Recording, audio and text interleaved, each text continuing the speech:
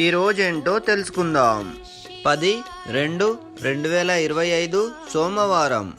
శ్రీ క్రోధీనామ సంవత్సరం, ఉత్తరాయణం, శిశిర ఋతువు, మాఘమాసం, శుక్లపక్షం. త్రయోదశి రాత్రి 7:23, తదుపరి చతుర్దశి.